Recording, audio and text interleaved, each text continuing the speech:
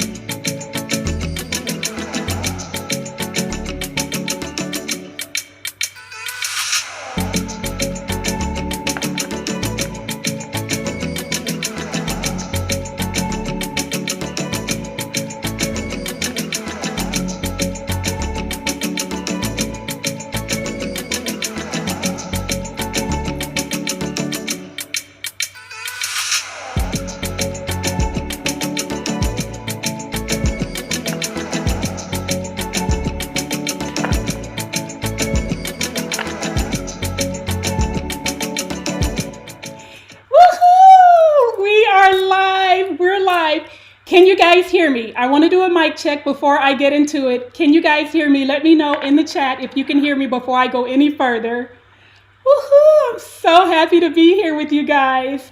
I'm going to wait to see if I see any comments that you guys can hear me. Let me know in the chat if you can hear me. I know there's a little bit of a lag from, yes, you can hear me. Woohoo! We are live. Welcome to Q3 Tea Time Live with Anita. Oh, you guys, I'm so excited. I look forward to this. I really look forward to this every quarter. And according to the feedback that I'm receiving from you guys and you showing up here, you look forward to it too. So thank you so much. We're going to have another amazing event today, and let's just jump right into it. So you guys can hear me. For those of you who are new, if you are here on my YouTube channel for the very first time, I'm going to introduce myself. But first, I want to get in the chat because I see you guys coming into the tea room. You're coming in. Hi, everybody. Wendy. Hi, Wendy Beetle. Hello, Lachelle. You guys are coming in from all over the place. I've been checking out the chat before we started. And yeah, you guys are coming in from all over the place. So if you haven't already, let me know where you are coming from. Where are you in this world? Let me know where you are. I saw some Canada earlier. Let's see, where are you guys from? I see Georgia. Hey, Atlanta, or hey, Georgia. I see, let's see, Belgium. Hello, all the way in Belgium. Ontario, Canada. I see you guys coming in. Yes, Texas in the house. Hello. Columbus, Georgia. All right, Georgia is in the house. New Jersey. Yes, yes. I see you guys from Michigan, California in the house. Hey, that's my neighbor. Anybody from California, you're my neighbor. Come on into the room, you guys. San Jose, California. Hey, so happy to see you guys. New York, Long Island. Hello. Another Ontario. Ontario is coming strong. I see several of you in the house. All right. Pico Rivera, California. Hey, neighbor. All right, you guys. I'm so happy to have you all here. Another California. You guys are coming in from everywhere. So thank you for being here. And for those of you who are new to my channel and this is your first time visiting, you picked a really good day because we are having Tea Time with Anita. It's a quarterly event that I host here on my YouTube channel, and it's just to get my community together so that we can interact with each other, so that you guys can enjoy time with each other in the chat. I'm going to be sharing my makes for third quarter, and then we're going to have some giveaways and questions and answers. So that's what you've stepped into today. So welcome. I'm so happy to have you here. And I want to introduce myself to you. If you're new, my name is Anita Morris, and I am the founder of Anita by Design. It is my sewing brand, and I love, love, love to sew, and I love teaching others how to sew. And I have a sewing course. I am an online sewing instructor, and I teach new beginners, people who have never ever touched a sewing machine before. I teach you how to master the basics of garment sewing. And I have an online course where I walk you through the steps, through the entire process of learning how to sew from beginning to end, even if you've never touched a sewing machine before. I am also the author of the best-selling book, Step Into It, Overcoming Trials That Lead to Purpose. And this is a book that was born out of tragedy in my life.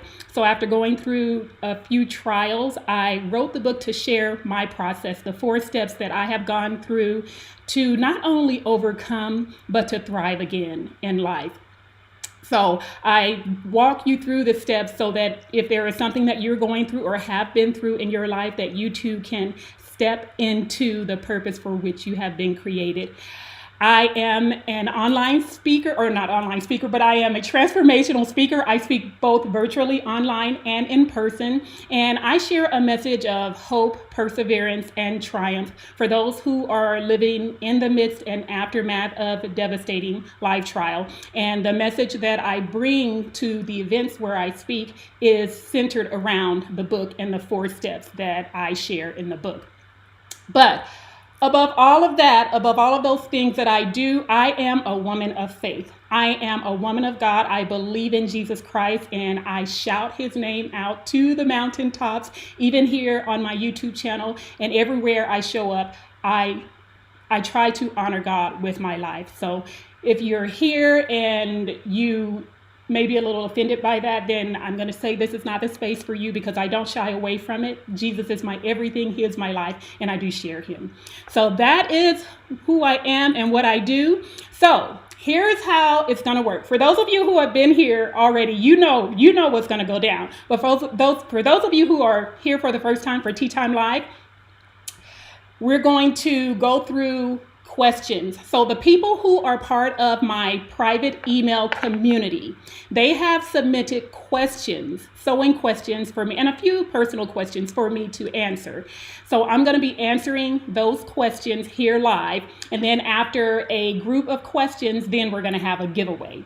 Then I'm going to go through another group of questions. Then we're going to have a giveaway, and back and forth until we're done with all of the questions and giving away all of the prizes. We have some amazing sponsors, and I cannot wait to tell you all about them. For those of you who are in the private community, you already know because you have entered the drawings. So the people who are part of my private email community, they were able to enter into the drawing. So in order to participate in these tea time events by submitting questions and winning prizes, you have to be a member of my private email community.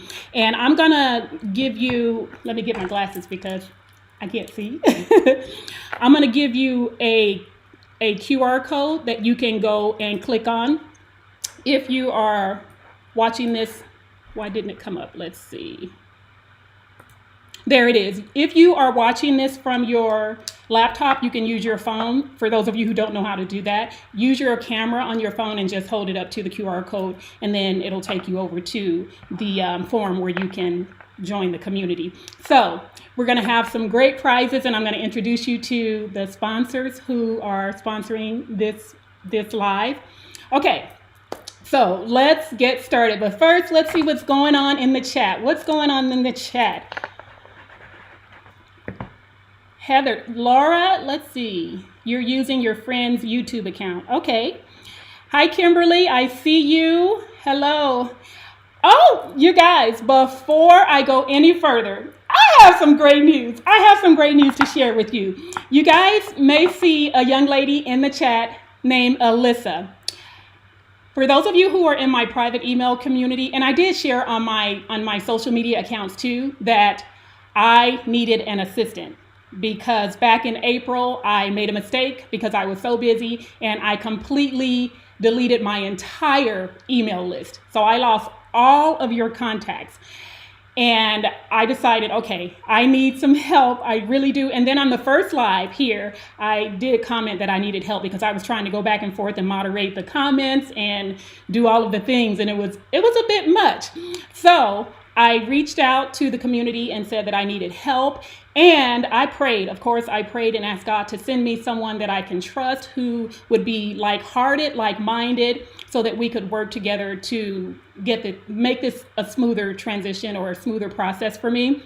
And he dropped her in my lap. He dropped her in my lap. So Alyssa is in the chat. You guys will see her. She is my new assistant, and she's doing a fabulous job. So please welcome Alyssa, you guys. Say hello to Alyssa. Say thank you to Alyssa, because I'm telling you, because she is on my team now, I am going to be able to do a lot more of the things that I've wanted to do with and for you guys. So let's welcome Alyssa and say thank you. Alyssa, I appreciate you so much. Thank you. And thank you for giving me your Saturday to be here to moderate the chat. So she's going to be moderating the chat for me.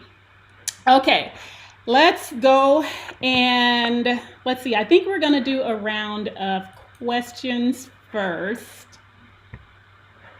Let's see. Oh no, actually we're gonna do what I sewed first. So I'm gonna show you guys everything that I made in Q3. Oh my gosh, you guys, I did some sewing. I did a lot of sewing. So I wanna show you guys all of the outfits that I made. So let me go and get that. And we're gonna start with July. So the first thing I made in July was McCall 7970. And that is this pattern, yeah. And I made the cute maxi length dress. I made this, and oh my gosh, it came out so cute. So let me show you. There it is. Is that cute? Is that cute? Oh my gosh, I absolutely love it. If you go to my website, anitabydesign.com, and click on sewing, then you can see the blog post for all of the information about this dress. But oh, I love it so much. And that's McCall 7970. And then the next one, let's see. The next dress I made was Simplicity 8909. And I made this version with the asymmetrical hem. And again, so cute, so cute. So let me show you that one. There it is. Is that cute or what? Oh my gosh. Yes, yes, I see you guys. The fabric is dreamy, absolutely dreamy. Love, love, love, love, love. So fabulous. So the next one, let me close this out.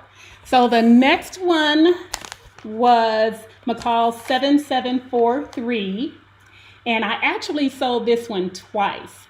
So the first version I made, I sold this short version. Now I prefer long dresses. I like to wear dresses below my knee or maxi length. That's just my style. But the fabric I purchased, which I held on to for a very long time, I didn't have enough. I didn't pay attention to the width of the fabric when I was purchasing it, and I just assumed it was 58 inches instead of 45, which it was 43 or 45. So when I went to make my maxi length dress, I didn't have enough fabric. So I just went ahead and made the shorter version. So let me show you because it's so cute. All right, here we go. Is that cute? You tell me that's not cute. The fabric, oh my gosh, just adorable. I love it so much. So those were my July makes. Now for August, for those of you who follow me on social media, you already know what I did in August. August was my birthday month. And for the first time in my life, I decided I was going to celebrate the entire month. The entire month. And that's what I did. So I made some birthday outfits. I think I made 5 birthday outfits, and I went out and celebrated the entire month. It was so much fun. So I'm going to show you guys my dresses. Let me see what's going on in the chat. Love the short version. Yes. Sheila, it did come out. It came out really cute. But, you know, I don't wear short dresses too much. Every once in a while I make something short. But yeah. All right. So Anita is a great teacher. Thank you, Michelle. Thank you so much for saying that. I love it. Thank you. Okay, now, so I want to show you what I made in August, and I'm going to start with my birthday dress. For those of you who saw my birthday dress, you already know. You already know it was, I'm going to say it myself. Actually, it was a two-piece ensemble. It looks like a dress, but it's actually 2 pieces. And the story behind how the top came out is it's drama that it was a mistake that I turned into a masterpiece. And you'll see when I show you. So if you want information about it, there's a blog post. So for the skirt is the highlight, or was supposed to be the highlight of this garment. I used Vogue 1605 Bagley Mishka, and I sewed the skirt, but without the bow. I didn't add the bow, and in my blog post, you'll see why. There's information on why I didn't use the bow. But I have been waiting to make this skirt, and my original plan was to make the entire outfit. When I bought the pattern, I was gonna make the entire outfit, but since it was summer, I decided just to do the skirt and do a top without, the sleeves. And then I decided, okay, well, I'm going to make a top with one sleeve and then off the shoulder on the other side. That was my plan. Didn't work out. So before I show you the outfit, I'm going to show you, I used McCall 7531, which is my favorite TNT pattern, and I hacked it into a top. Okay, so that's what you're going to see. It's this pattern, but it's a top with no sleeves. Let me show you. Okay, here we go. This is my birthday outfit. Is that fabulous? Oh my gosh. I fell in love. Oh no, I'm freezing. Oh, I don't know why I'm freezing. Hmm. Let's see. A couple of people said I'm freezing. So I don't know what's happening. I'm going to keep talking. So that's the birthday outfit. Okay, people are seeing it. I see people coming. Okay, so yes, that was it. And you see the top, that was actually a mistake. But if you look at it, and I didn't tell you that, you would think that was intentional. You would think that was intentional. Is that cute? So yes, and then the hat, the actual outfit was designed around the hat. The hat belonged to my grandmother, and my grandmother passed away this year in January. She was 5 or 6 days away from her 102nd birthday. And my grandmother is the lady who inspired me to wear hats. She was the first lady I ever saw wear hats. And so when she passed away, I got this hat. I kept the hat, and I decided I was going to make a dress in her honor. So this outfit is in honor of my grandmother, and oh, I love it so much. And because it's 2 pieces, I can break it up and, wear it separately and style it so many different ways. So that was birthday outfit number 1. And I said, yeah, you guys, I see you. I slayed it. Yes, I sure did. It was amazing. And when I wore it, I felt like a queen. I felt like a queen, you guys. I went out to dinner with my sons, and it was just fabulous. Absolutely fabulous. Okay, so my next birthday outfit was, let's see, Simplicity 8909. How come I don't see the pattern? Oh, no. That was, let me get my glasses because I can't see. Okay. 7531. Yes. So this was my initial intent. This is what I wanted to do with the skirt for my first birthday outfit. This top is what I wanted to do, but it didn't work out. So I decided I'm still going to do it. So I made the top the way I had intended, and I made a skirt to go with it. Oh my gosh. And the skirt is Simplicity 8982. It's another one of my favorite TNTs, but oh my gosh, I love this look. It's sassy. I had an off the shoulder vibe in August. So I was sewing a lot of off the shoulder. So yeah, that's the other birthday outfit. Okay, let's go to the next one. Let's see, the next one was the Lola tank dress. And this is, let me bring it up for you. Okay, this is the Lola tank. And this is actually a pattern, it's by Stay Stitch Pattern Company, or Stay Stitch Pattern Co. I don't know if they call it Stay Stitch Pattern Company because on their Instagram and their website, it's Stay Stitch Pattern Co. So this one is an indie pattern designer, and I love it. But I did hack it a bit because the design has the opening, or the arm side more open, but I closed it up a little bit, but I actually did overcompensate. So I'm going to make it again and not cover it up too much. So that was a lovely pattern, and I like the dress. Okay, next up, let me scroll up here. The next outfit was, let me close that up. I'm sorry, why isn't it opening? There we go. This is the maxi version of McCall's 7743. So you saw the short version, and this was the long one. And I made it with a knit fabric. I actually sewed or cut it too big. Both versions I actually cut too big. So this one, I don't really like the fit of the bodice because it looks big on me. That's how I feel.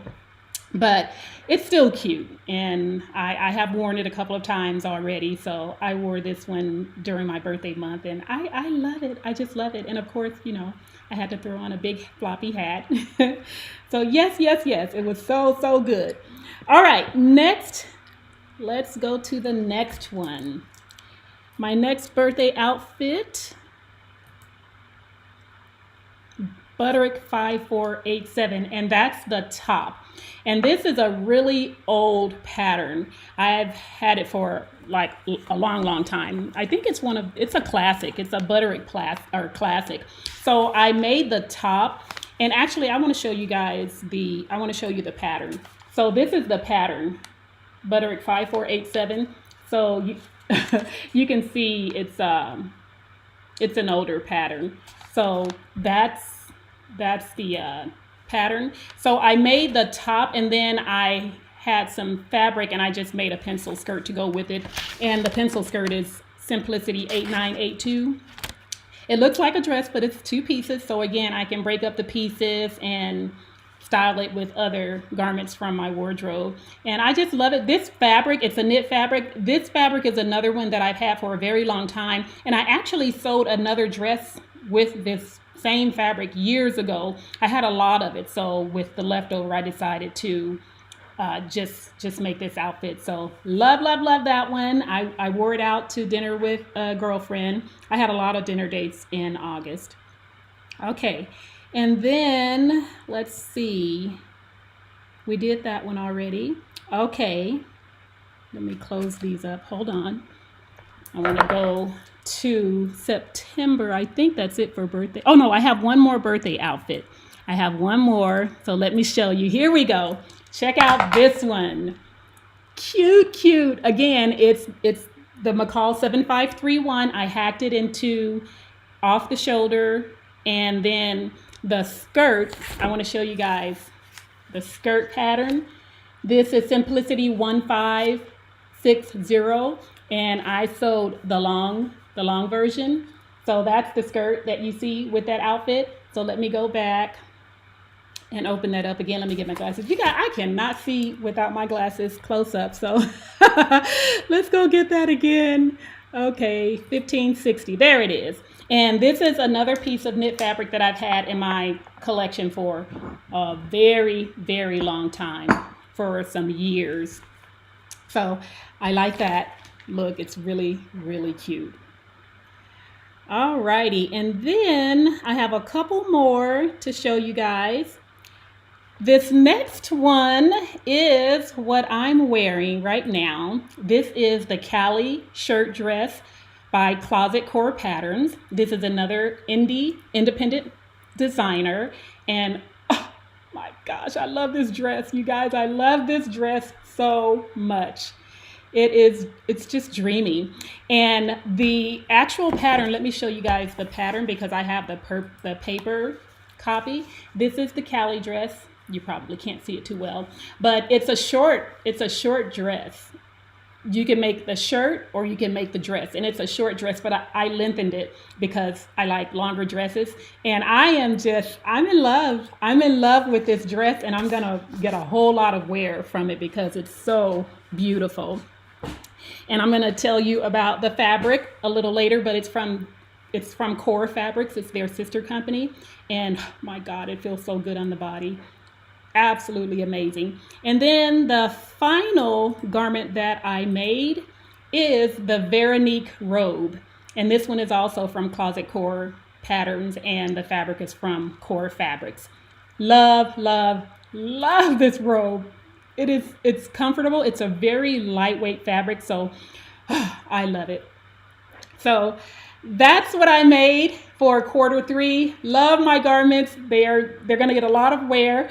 So let me see, you guys. I know there's a little bit of a lag, but I see some of the comments from you guys. Thank you so much. The prints are amazing. I love prints. I love solids, but I love prints too. So yes, thank you. Beautiful fabric and outfit. Thank you so much. Okay. All right, now we're gonna go into our questions and answers. So I'm gonna pull up group 1 of the questions, and then we'll go from there. After the first group of questions, we're gonna do a giveaway. Let me see. Okay, so Wendy said no lag. Okay, that's great, no lag. Oh, okay. Maybe I'm just not paying attention to see the comments close enough. Okay. All right, so let's go to the questions. Let me go pull those up. All righty, let me get my glasses so I can see. Okay, group one, first question. Anita, your life is so balanced and organized. Do you have a set amount of hours you sew per day, or is it by project and sew until it's completed? Woo! Let me tell you something. What you see is after the fact. What you see is the finished project. My sewing life is not as organized as you may think, as it may appear. I do have a very organized sewing space, and for the most part, my space, I keep it tidy. When I'm working on a project, things are everywhere, but after I finish, before I start a new project, I always like to clean up before I start a new project, because that's just me, that's my personality. I want a clean slate. I want everything organized and in its place before I start a new project. So I keep my space tidy. In terms of being organized with everything else, my goal is to plan out my garments that I'm going to sew for each quarter and to have that all ready in advance, but I don't. I don't. A lot of times I'm just doing it as it comes, and I'm finding that, as I have a lot of other things going on in my life right now, that I do need to get more organized. So I have taken steps to make that happen, and bringing on Alyssa as a team member has really helped. It has really helped. So I'm starting to plan more so that things are more organized. But one thing that I do to keep my projects organized is I plan everything out from the beginning. I plan the garment that I'm going to make, and I actually style my garment before I even cut into the fabric. So I go into my closet, I choose my accessories, my shoes, everything. I choose all of the supplies and the tools that I'm going to use to make that project. I get everything where it belongs at the different stations, because in my sewing studio, I have stations. I have a cutting station, I have a sewing station, I have a pressing station. So I have everything in its place before I even start the project, so that everything runs smoothly when I'm sewing back and forth. And if you guys didn't see the YouTube video where I forget the title of it, but it's about sewing. Oh my gosh, I forgot the title of it. But I talked to you about the process of being organized and in your sewing projects. I still forgot the title, but anyway, I did create a sewing project checklist. Alyssa, I don't know if you've seen that or if you remember the name of that video, but if you do, can you put that in the chat, where I talked about being organized in your sewing and saving time? That's what it was. It was about saving time on your sewing projects. So I did create a sewing project checklist. So if you guys don't have that, I find it to be very, very beneficial for me. So here is a QR code. You can click on that QR code to get it's a free PDF download. And I have listed all of the items that you can set up in advance and prepare to have everything ready and in its place, so that when you are sewing, you don't have to stop and go look for this, or stop and go find things that can already be in place. So click on that QR code to get the let me put that back up there for you in case somebody didn't get it yet. And Alyssa will put in the chat the link if you guys don't get it on the QR code. So let's see what's happening. And yeah, Alyssa has it in the chat, so you guys can check that out. Okay, let's see. What are you guys doing? Let's see. I need to get better organized. You know what? I get it, because it helps. It really does help being organized when you're sewing your projects. Another thing that it helps me with, like when I plan my projects before I start sewing, like when I accessorize them before I cut into the fabric and get everything organized in my studio before I sew, it helps me to stay motivated. It really does help me to stay motivated, knowing or having an idea about what it's going to look like when I'm done. Because when I'm accessorizing it before I make it, I get excited about the outcome because I can envision what it's going to look like when I style it. So that keeps me excited and keeps me motivated to keep going and finish the project. So that's one thing. Okay. I love your sewing space. Thank you, Roslyn. Thank you so much. Thank you. Okay. Me too. Organization, love. You know what, Simone? It helps. It really does help to stay organized. Okay, let's go to the next question. Let's see. Next question. I love the fact that you always reference your faith in God, Anita. When you were very young, who was your most remembered godly influence in your life? Mine was my grandmother. Mine too. My grandmother, Medea, we called her Medea. She was my influence. She was the one who I saw going to church and actually living out what she was learning at church. She was just an incredibly classy lady. And my mother would send us there every summer to visit with her.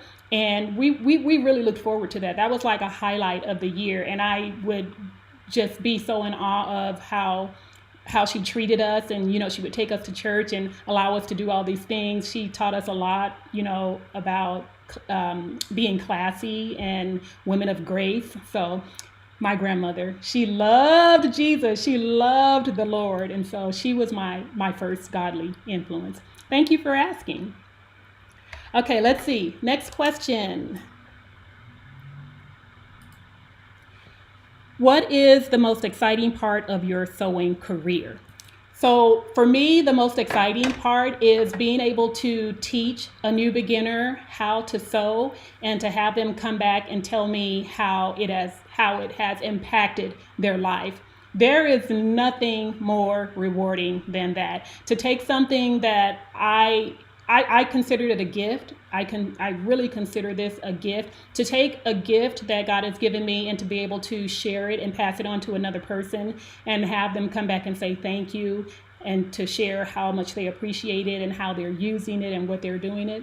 There is no greater reward than that. So that's my favorite part. Thank you for asking. Okay, next.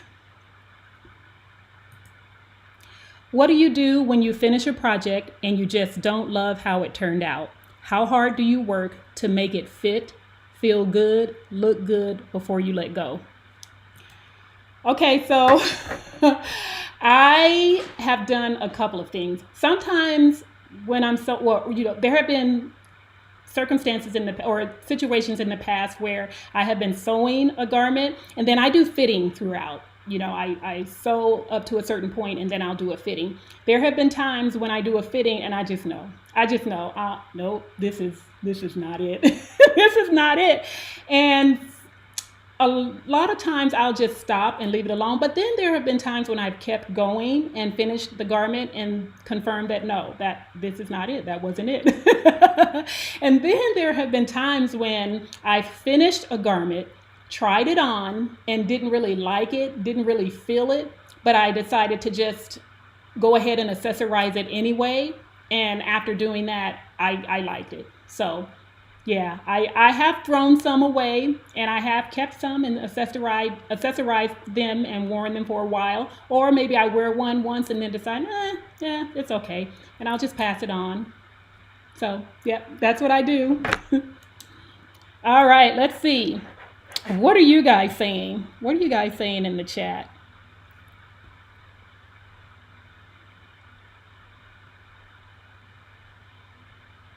Oh, Cheryl has let me bring this up. I had a craft room built in my basement and I watched one of your YouTube sessions on how to do a pegboard. I love my pegboard and it helped me to have what I need when I'm sewing. Yes, yes, yes. I love that. I love it. My pegboard. I never wanted a pegboard, you guys, because my experience with pegboards, not in a sewing space, but like, I don't know, in a garage or wherever, my experience was that when you pull something off the pegboard, the peg comes off with it. And I was like, I don't want that drama in my sewing space. So I never wanted one until a company reached out to me. And for those of you who saw the video, you know that that was a sponsored video. When they reached out to me to try their pegboard and told me about the thicker pegs that help to prevent the pegs from coming off the board, I was like, okay, I'll give it a try. So I had a pegboard made, and lo and behold, it works. The pegs are not coming off every time I pull things off, and I love it. It's in my cutting station. That's why I keep looking over there. It's in my cutting station, and I love it because all of my cutting tools, almost all of my cutting tools, are right on that board next to my cutting table. So when I'm ready to cut, there it is. I just go to work and I don't have to go and find things. So I'm really glad, Cheryl, that motivated you to get one for yourself. Okay. Oh, I want to share this one. Oh, my grandma, and this means so much to me. My grandbaby is my ministry. Oh my gosh, I love that. I love it, love it, love it. That's beautiful. Thank you for sharing. Okay, let's go to the next question because we're coming up on a giveaway. All right, let's see. Yes, one more question and then the giveaway. Do you sew for others, and have you ever sewn for others? Also, can you give the reason as to why you do or don't sew for others? Thank you for being such an inspiration to the sewing community. You are very welcome, and I'm glad you're inspired. So, right now, no, I do not sew for others. So I'll go back to the beginning. When I first learned to sew, I picked it up really quickly. I mean, I took off with it, and I was doing great work in the beginning.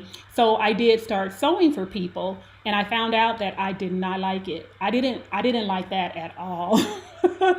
And for two reasons. Number one, I put a lot of pressure on myself, because I felt like if I was sewing for somebody else, everything needed to be perfect. Every stitch needed to be perfect. The inside needed to be flawless. And I put a lot of pressure on myself, and it didn't feel good. And then the second reason was people didn't always show up for their fittings on time. And that wasn't working for me. So I was like, no, this is my time and I need you here at a specific time. So that I didn't like that. And so now I don't sew for people. I have no desire to sew for people. I love that there are other creators out there who really love sewing for people, and that's what they're called to do. But that ain't my ministry. Nope, I don't want to do it. So no, I don't sew for people anymore. All right, it's time for a giveaway. It's time for our first giveaway. So let's meet our first sponsor. Okay. Oh, you know what? We're going to start with me. We're going to start with my stuff. So I am your first sponsor, and didn't mean to share that. I am giving away a step package. This is a signed copy of my book, one of my t-shirts, which has the 4 steps that I outline in the book: stand, trust, endure, and proceed, and then a matching mug. So a winner has been chosen. So let me go and get our winner. Let's get our winner. So excited. Okay, are you ready? Let's get her book ready. All right, let's get our winner. Let me get some music going first, because you know I like to have music going when we're having a winner. Let's see, where is she? I don't like that music. I want something more upbeat. There we go. Okay, and the winner is Tanika.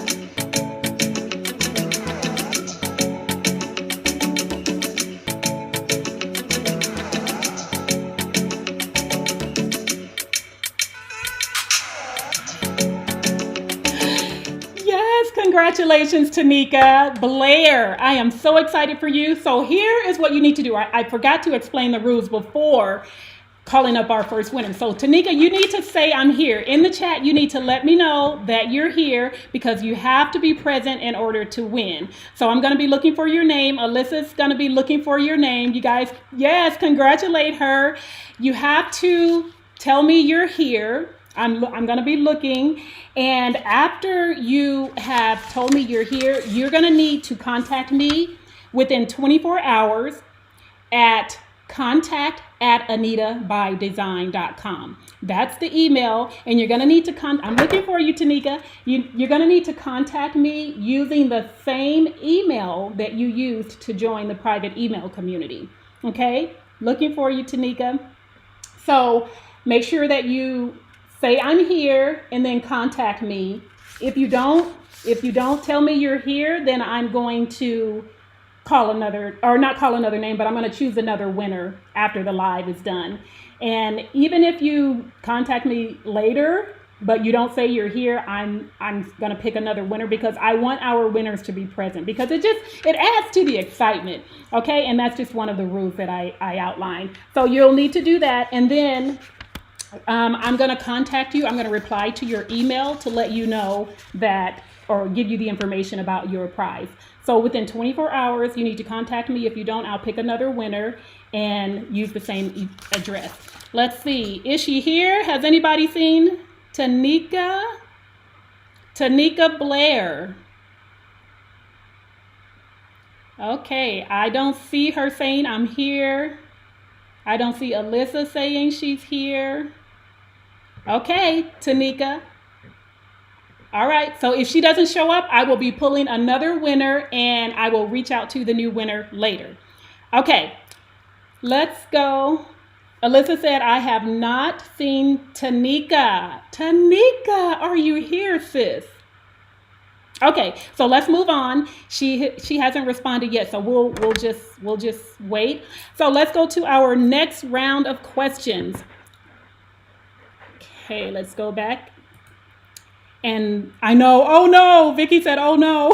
I know, you have to be here to claim your prize. All right, so round 2 of our questions. First question, I love all the tools. Any advice or comments on when a home sewist could benefit by owning a cover stitch machine? Woo!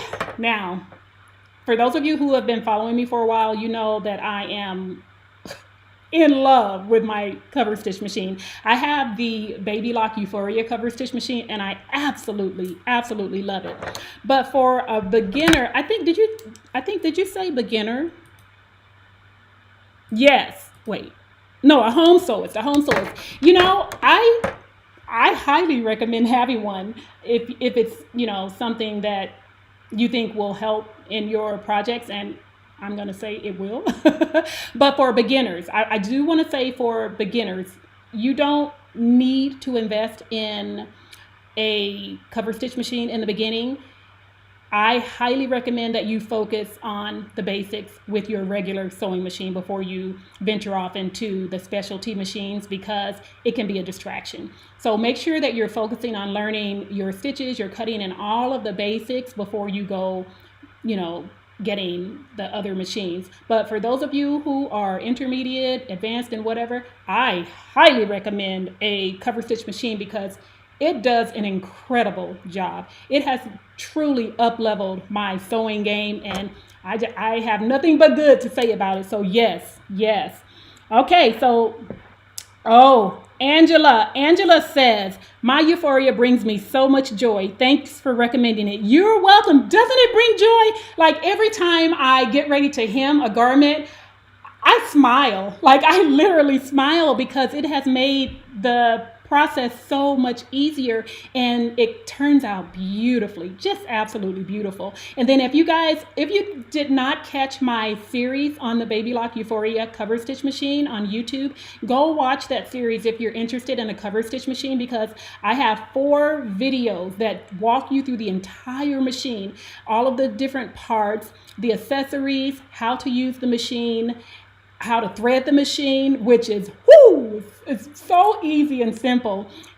So go and check out that series to see if possibly a cover stitch is for you.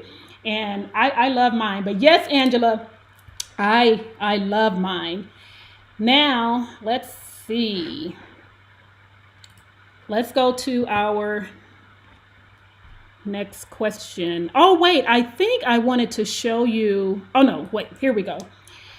Beginner here. How important or not is covering sewing machine serger when not in use? I just like looking at mine. I laughed when I read this question too. And the cover cramps my style. Any long-term consequences? I do cover my machines when they're not in use to keep the dust out of the machines. And I recommend you do the same. I know they're pretty when they're sitting out and you're looking at them, but it is best to cover your machines to keep the dust from collecting on your machines. Now, I would love to hear from other people in the community. What are your thoughts on that? Let's give our soul sister or brother some advice or tips. What do you do? Are you guys covering your machines, or is that cramping your style too? Now, I have the plastic covers that came with my machines, but if you want to make covers so that it looks better, you can make matching covers for all of your machines so that it looks better and you don't just have the plastic cover. That may help. That may help you be okay with covering your machine. So that's a consideration. But I would love to hear from you guys. Would you like to, or do you cover your machines? Let's see. What are you guys saying?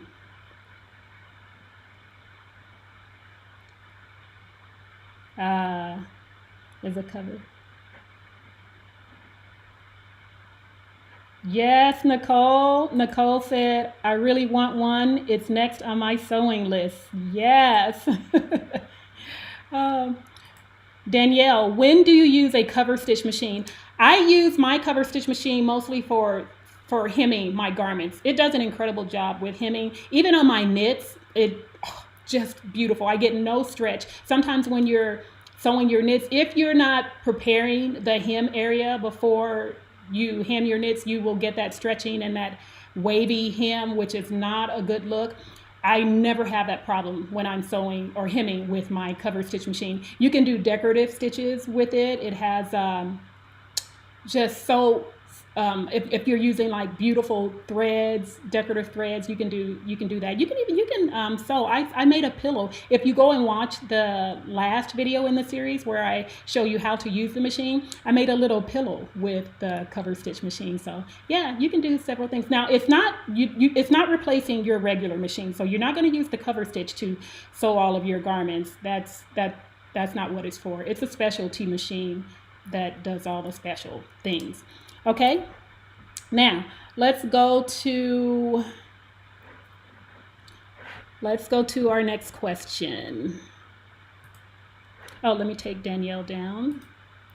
As a beginner in sewing, how do I go about finding the right sewing machine? Any particular features to look for? Okay, let me get this down. All right. In my beginner's sewing course, I go through a lot of information about choosing a sewing machine as a beginner. I'm not going to go into all of that because it would take a while, but I will tell you the few basics that I would encourage you to look for. First of all, you want to look for a machine that has a zigzag stitch and a back stitch. Some of the older machines, I believe, don't have back stitch. There are some machines that do straight stitch only. So look for a machine that has back stitch and a zigzag stitch, because the zigzag stitch will give you stretch whenever you need stretch in a garment that you're sewing. I also recommend getting a machine that has a built-in buttonholer, because when you start sewing buttonholes, the automatic buttonhole, not a built-in, yeah, an automatic buttonhole feature, that really does streamline the process of sewing buttonholes. When I first started sewing, I made my buttonholes manually, and I got it done. It was fine, but man, having the automatic buttonhole feature is amazing. And if your machine comes with an automatic buttonhole feature, it should come with the automatic buttonhole foot. It's a long white presser foot. So that I highly recommend those. A stretch or a zigzag stitch, back stitch, and a buttonholer. So those are three that I highly recommend. Okay, you guys, if there's more, but I don't want to take up too much time here. But for those of you in the chat, can you give some more recommendations for features that you think are important as a beginner, a new beginner. Now, these machines nowadays, they have way more than you need. So most likely if you're buying a new machine, you're going to have everything that you need. But if you're borrowing an older machine or buying a used machine, then there's a possibility that there may be some features that are not present that would be really helpful to streamline your process. Okay, I hope that answers your question. Next question. Let's see. Do you change your sewing machine needle after each project? I'm never sure if I should be discarding the needle when I finish a project or if I can use that needle. I don't change my needles after every project. It really depends on what I'm sewing.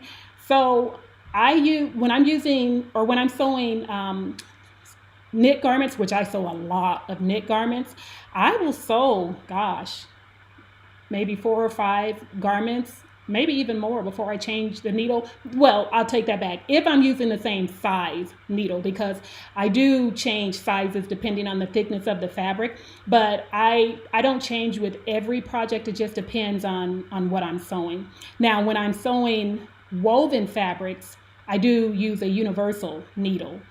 I don't use a stretch or a ballpoint needle when I'm sewing with woven. So if I'm sewing different types of fabrics, then that's when I will change my needles. But then after a while, you will want to change your needles because it can get dull or whatever, or, of course, if it breaks, you're going to change it. But yeah, I don't change them with every project. What about you guys? Are you changing your needles with every project? I don't know if that's recommended. Maybe that is recommended by some people, but I don't.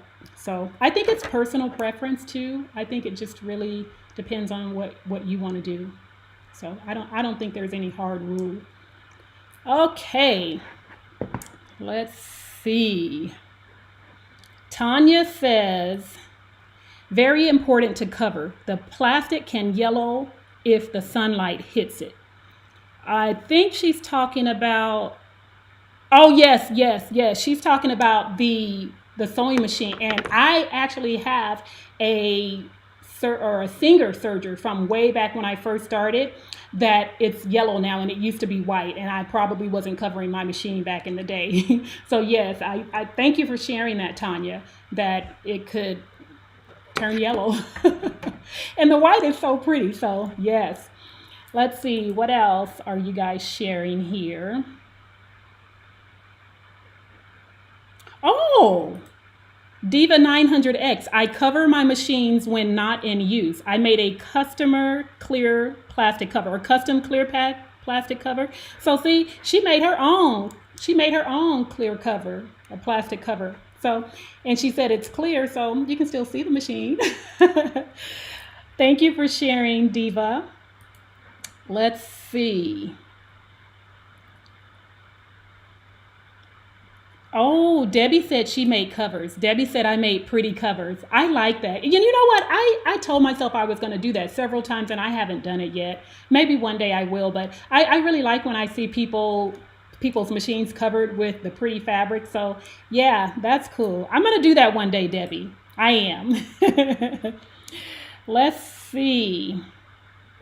Oh, look, Vicky Marie says, I don't cover mine because I use it so much. It gets dusty. I admit it. Debbie, so you can just cover it after you're done using it. So maybe when you go to bed, are you sewing all day?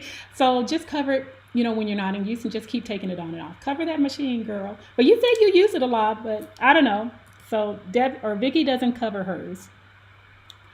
Okay. Let's see. Let's go back. Let me go down some. Okay, let's go to the next question. Let's see. I want to see. Oh, Wendy. Wendy says, I cover my machine and table to keep it clean and ready to use. Oh, I like the idea of covering the table. I don't do that, and it gets dusty. It gets dusty because I do find myself cleaning off the table before sewing a project. So thank you for sharing that, Wendy. I'm interested to know what you're covering your table with. Are you using a tablecloth, or I would like to know, what are you covering? Share with us in the chat, Wendy, what you're using to cover your machine with. Okay. All right, so let's go to the next question. Let's see. What method would you suggest to gather material? I have seen it done with yarn on the serger and on a regular sewing machine. Okay. So there are a few things you can do. So the yarn option is great. And I think that's really good when you're sewing with really thick fabrics, because using regular thread to try and gather thick fabrics, it usually breaks. So I like the yarn idea. And for those of you who don't know how that works, you place the yarn in the center of your presser foot on your serger, and then you sew over the yarn, and then you use that to pull.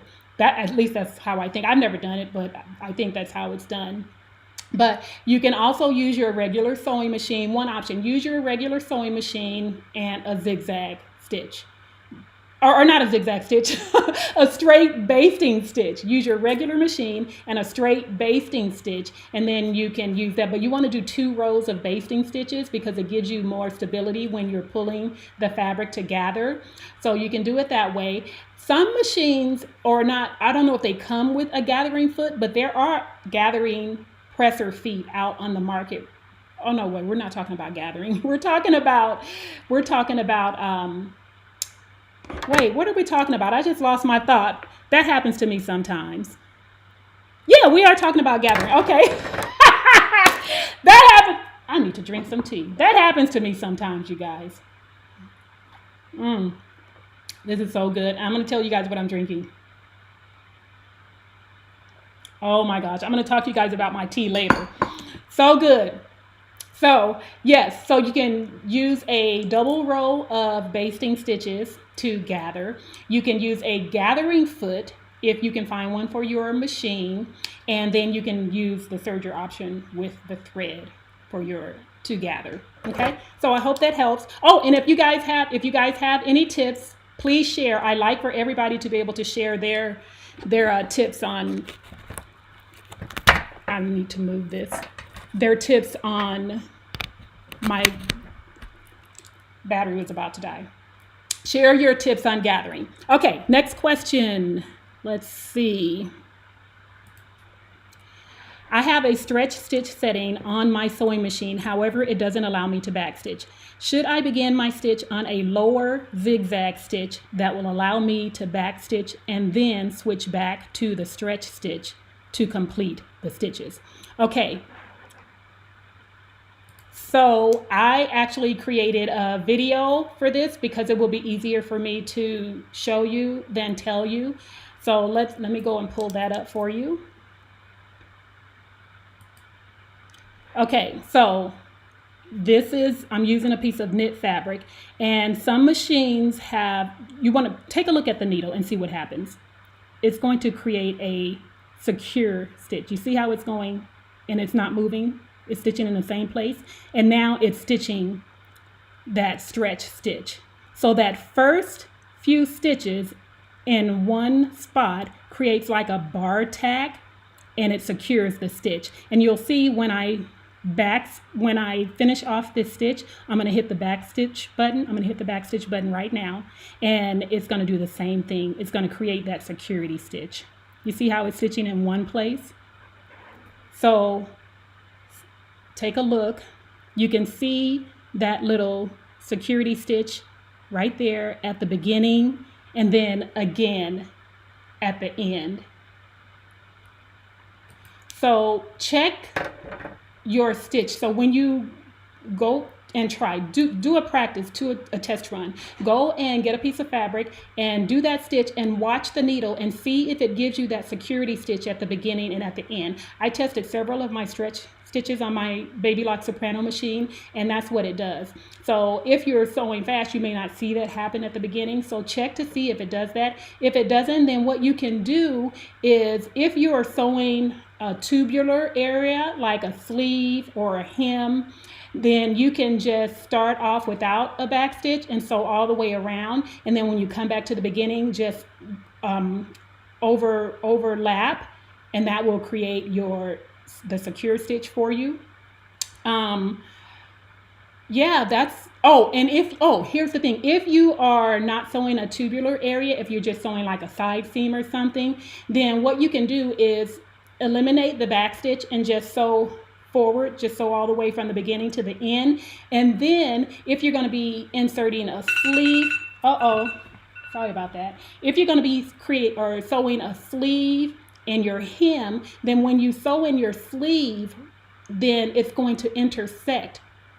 It's going to intersect that row of stitching. So that's going to create the secure stitch for you. And then when you hem the garment, same thing. Hemming is going to secure that stitching at the bottom. So that's my recommendation. For those of you in the chat, if you have any recommendations, then share your tips on securing those stretch stitches since she can't back stitch. Okay, let's see what's going on in the chat. Let's see. Yeah, there's a lot of talk about the I'm behind. I'm behind. Oh my goodness. Okay, let me get caught up with you guys. Okay. Let's see. Oh, okay. Okay. Gathering, yes. Yes. Okay. So let me move on to the next question. I see you guys interacting with each other. I love it, love it, love it. Okay, next question. Let's see. Gathering, stretch stitch. Oh, it's time for another giveaway. So we're gonna meet another spot. Oh, you know what? It's me again. I'm gonna give away all of my stuff. I'm gonna give away my stuff first. So the next thing that I am giving away, the last thing that I'm giving away is my merch. Oops, I keep opening the wrong thing. I'm going to be giving away a t-shirt and a mug, and I have different designs in my store, but my favorite is this one. Give me Jesus and a sewing machine. Some of you have already seen this, those of you who follow me in social media, and some of you here on YouTube too. So I'm going to be giving away one t-shirt and one mug. If you don't like this design, I have two other designs. I have the step t-shirt, and then I also have I'm a Sew Sister. So this is what I'm going to be giving away. Let me go and get a winner. Let me go and find a winner. We already had a winner. All right, are you guys ready? Oh, Tanika's name is still up there. Did Tanika ever respond? Oh no. Alyssa will tell me later if she didn't respond. So let's go and get a winner. Let's go and get a winner. Justina.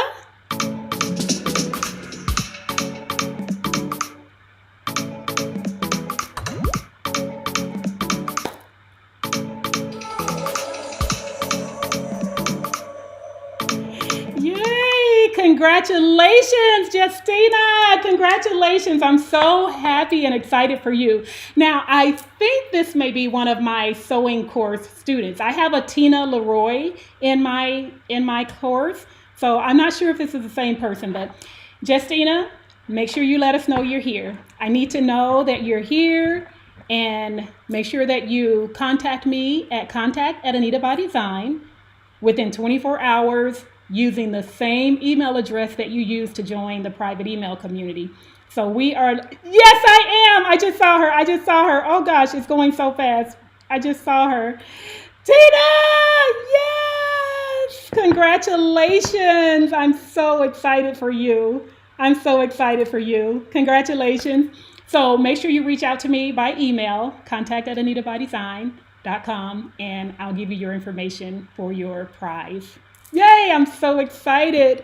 Okay, so we've got that taken care of. Let's go for another round. And look, you guys, I'm going to sip tea again. At the last 2 tea time lives, I forgot to drink my tea. Oh my gosh, it's so good. Okay, let's see what we've got going on in the chat. Let's see. She's here. Thank you guys. You guys are letting me know she's here. Thank you so much. Awesome, awesome. Thank you, Alyssa.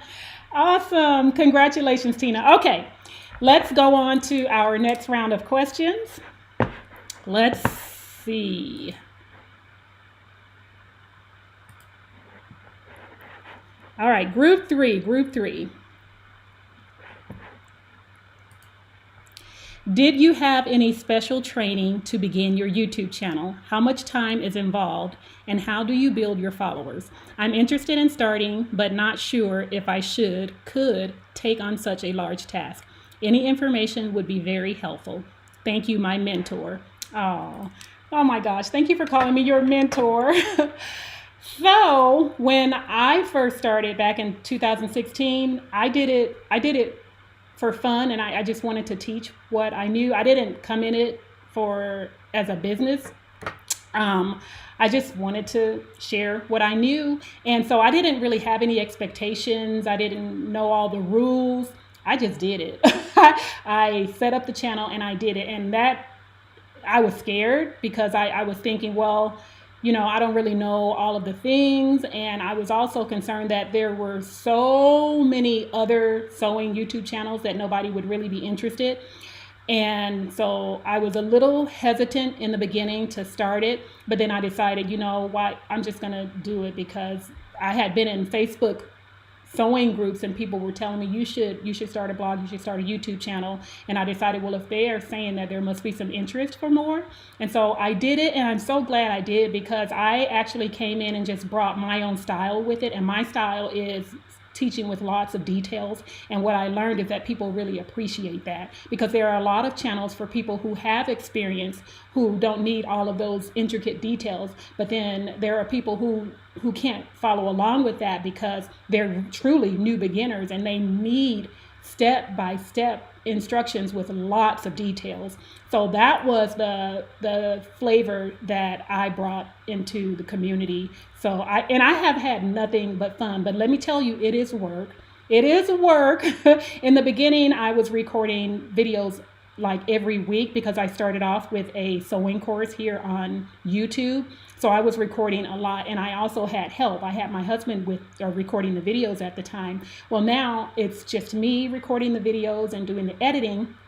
So it's a little bit more work, and I have other things going on in my life right now, so I have a lot coming in on me. So you guys have noticed that I have not been recording as many videos, but now I have my assistant Alyssa, so it's time to get rolling on that again. So I do have some things lined up, and I can tell you that I have planned out content for that. For the person who asked me about my sewing life being organized, that's one of the first steps that I made, was to outline which videos or which garments I was going to be making tutorials for, and then the sewing tips. So there's more coming, you guys. There's been a lot going on, but it's coming. So yeah, it's a lot of work, and my advice to you is that if you're going to do it because you really enjoy doing it, not just because everybody else is doing it, or not just because you want to make money. Just do it because you want to do it and that you feel like you have something to offer to the community.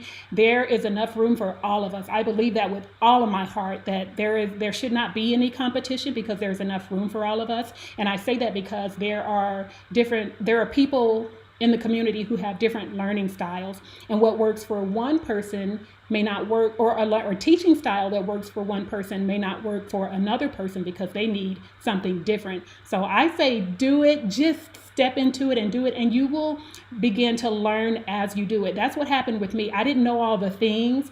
I just stepped in, I jumped in and started learning as I continued. And I continue to grow and learn in this space. And my videos have improved, and I'm doing them on my own now, and they have improved. When I took over after my husband passed away, my video content wasn't that great. The quality wasn't that great. But guess what? People are still watching those videos because I was still teaching and giving them the information that they needed to help them to be successful in their sewing. So I say go for it, do it, and have fun. Have fun with it. So I hope that helps. All right. Let's go and get another question. Let's see, what are you guys talking about in the chat? Oh, Miriam wants to know, are you going to model the shirt dress you're wearing? I have not taken pictures with it yet, but I'm having a photo shoot so that you guys can see the full outfit and with the styling, the because I'm going to style it a few different ways. So yes, it's going to be coming to my blog. So look out for that. And I'm going to be showing all of the pictures.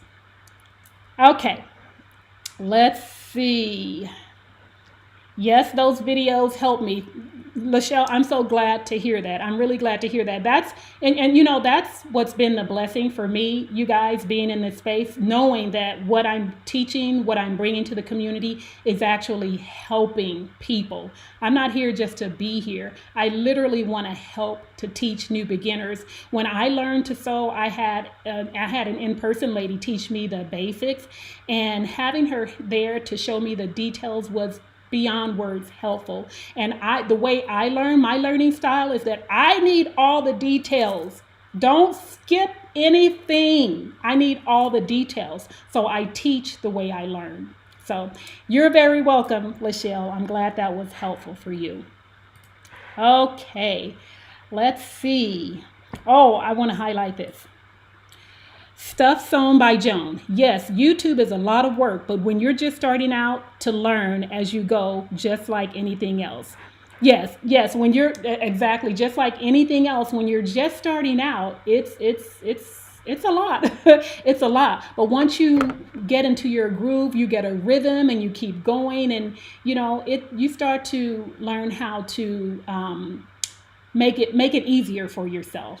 That's it. And then creating systems. I have a lady I follow on YouTube. Her name, for those of you who are interested in starting a YouTube channel, there's a lady named Diana Gladney. She's on YouTube. Oh my gosh. She has been very instrumental in helping me to get better with my YouTube. And she's on YouTube, she's on Instagram, so you can find her. Her website is dianagladney.com. So yeah, for those of you who are interested, go check out Diana. She will help you get it together. She helped me get my stuff together. And I still reach out to her. I still reach out to her whenever I'm having issues and, you know, want to just ask questions about something YouTube related. Okay, so thank you. Thank you for sharing that, Joan. Joan is my student also. Okay, let's go to the next question.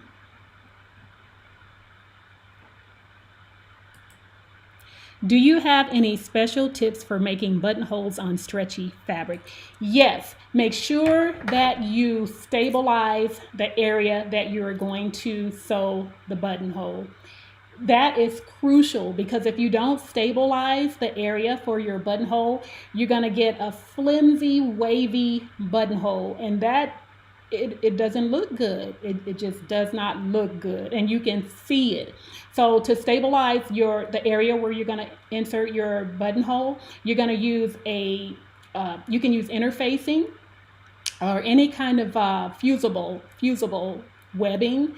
And you're going to cut strips, or you can purchase it in strips and fuse it to the area. If you're, let's for example, let's say you're hemming your knit garment, fuse that interfacing to the hem area. So if you're sewing a 5/8 inch hem, go ahead and fuse it from the edge, a 5/8 inch strip. And then after you fuse it, what's great about that is that can serve as a guide, because you get that edge of the interfacing on the inside of the garment, and then as you turn it over to press it up, that edge works as a guide for you, so you get a nice crisp edge. But you want to be careful that when you're using fusibles on your knits, you need to use a knit interfacing, because it needs to have stretch if you are using it on a hem. Now if you're using it on a placket, you can use I have used regular interfacing on a placket because I don't need stretch in that area, or in a collar, I don't need stretch in that area. So yeah, just make sure you're stabilized. Oh wait, you're not putting, okay, I went off because you were talking about buttonholes. I went into the hem and all of that. But anyway, I'm gonna still say that. Make sure you're stabilizing the hems and everything too. But on your button placket, sometimes I just get off track, you guys. But on your button placket, you can use regular interfacing and stabilize or fusibles to stabilize that area, and that's, you know, to strengthen it so that you get a nice, crisp, firm buttonhole. All right, am I the only one who starts talking and goes off track and off topic? Hey, that's just me. That's me. I do it sometimes, and then sometimes I lose track of the whole conversation. So anyway, okay. Let's see. What are you guys talking about in the chat?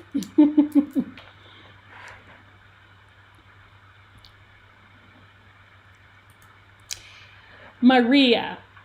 Anita, I learned from you 5 years ago. I watched your video for a beginner, and I took note on what you do. You are a great teacher. Love you. I love you too, Maria. Thank you so much. See, you guys, those are the kinds of comments that keep me coming back. And when I hear from you guys like that, that's what keeps me coming back. I love you too, Maria. I do. Okay, let's see. Vivian, it's not just me. No, you are not the only one who goes off track. Girl, I can be in the middle of a conversation and everything just goes left or right. I'm like, what was I talking about? I'm glad to know I'm not the only one. Love it, love it. Thank you, Vivian. Okay, let's see. Oh, Kareen, difference between serger and cover stitch. Okay, this is a great question, and this is one that is asked a lot. So a serger, when you're using a serger, you can use it to actually sew full garments, and what it does is it sews the stitch and finishes off the seam allowance at the same time. And that really cuts down on the amount of time that it takes for you to sew a garment. So it does that, and you can use it on woven fabrics and knit garments or knit fabrics. Most people sew all of their knit garments on the serger without even using the regular sewing machine. So that's what the serger does. The cover stitch doesn't finish off your seam allowance. So when you're using your cover stitch, like I said, I use mine for hemming, and it gives me the 3 rows of stitching on the top, and then the overcast, or what do you call it? Not the overcast, the oh my gosh, I forgot the stretch. Oh gosh, I forgot what it's called on the bottom. But anyway, it's like oh my gosh, what do you call the stitch on the bottom? Somebody help me in the chat. But the 3 needles on the top give you the straight stitch, and then there's a needle or a 4th needle that gives you that zigzag stitch on the bottom. I'm not saying it right, but somebody help me out because my brain is not functioning right now. So yeah, so it does that and helps you to create beautiful hems, and then you can do decorative stitching on it. But I have not sewn a full garment with it yet. So I don't know. I'm going to attempt that, and we shall see. The looper, yes, the looper. So it has the 3 needles on top for the straight stitches and then the looper on the bottom. My goodness. And when you're using your cover stitch to sew your hem, it creates that stretch because of the looper creates that on the bottom for you, the overlock. Okay, thank you guys. Thank you for helping me out. Okay, let's go to our next question. Okay, group 3. Oh, yes. I notice you like knits. I have sewn with knits, but find it hard to know which stretch is required. Some patterns say at least 30% stretch. How would I know the percentage of the stretch? Okay, so I created a quick video for you to show you, and I also have this on another video. I can't remember, but I shared the entire process of calculating the stretch, but I went ahead and created a quick video clip for you so that I can show you. So let me pull that up. Okay, so you can use a regular ruler, and measure off 4 inches of fabric, and each inch will represent 25%, giving you 100%. Okay, so once you get your fabric and stretch it to 5, that's going to be 25% stretch. From 4 to 5, is 25% if we're calling each inch 25. And then from 4 to 6 is 50%, then 75 and 100, so on and so forth. So let's take a look at the fabric. So stay away from the selvage edge. You want to go in away from the selvage and fold the fabric in half. And this is a neoprene. This is a scuba knit. And so you're going to take 4 inches and measure it off. And then you want to stretch the fabric as far as it will go. So this one goes comfortably to 5. So that fabric has 25%. Now, if I pull it a little bit more, it'll go, but you want to stop where it's comfortable so that the garment will fit your body properly. So from 4 to 5 is 25% stretch. Now, this is an ITY knit. It's a very lightweight. So take 4 inches and then pull it, stretch it over, and it's going over to 6. So that's 50% stretch in that fabric. And I'm stretching on the crosswise. If you go over to 6.5, you're getting even more stretch. So the recovery is important too. So when I stretch this fabric and then I release it, it goes back to where it was before. Okay. And then I'm folding this fabric and testing on the crosswise grain, the crosswise fold. Okay. See, this one goes over to 6, so that's 50% stretch. And this is a cotton knit that has some spandex in it, so that has 50% stretch. And then this last one is another cotton fabric that doesn't have any elastic or spandex in it, so that one goes all the way over past 75%. So from 4 to 7 is 75%. Okay, so you see that's how I calculate. So that's for me, that's an easy way to calculate the amount of stretch in your fabric. So if you are looking at a pattern that calls for 25% stretch, then you can go ahead and test it, or whatever amount of stretch, then you can just go ahead and test it. You have to know a little math though, and just use your ruler to your advantage. If it requires 30% stretch, then you're going to use that, take that number and then pull it over to, or stretch it over to the 25 and then pass that to get your amount of stretch. I hope that was helpful. Okay, let's go to the next question. Okay, let me take a look at what's going on in the chat. Okay, looks like you guys are communicating with each other. I love it, love it, love it. Okay, let's go to the next question.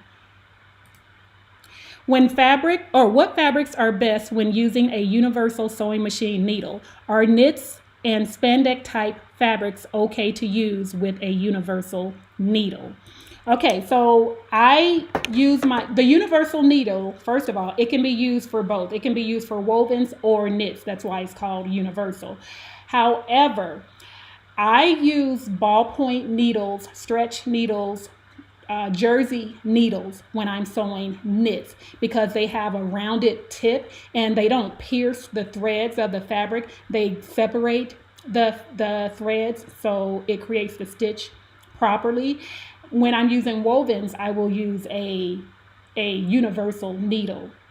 Now, you can possibly get skipped stitches when you're using a universal needle on a knit fabric. I have experienced that, and I think it's because the needle sometimes pierces the thread and causes the stitching to skip. That's my thinking.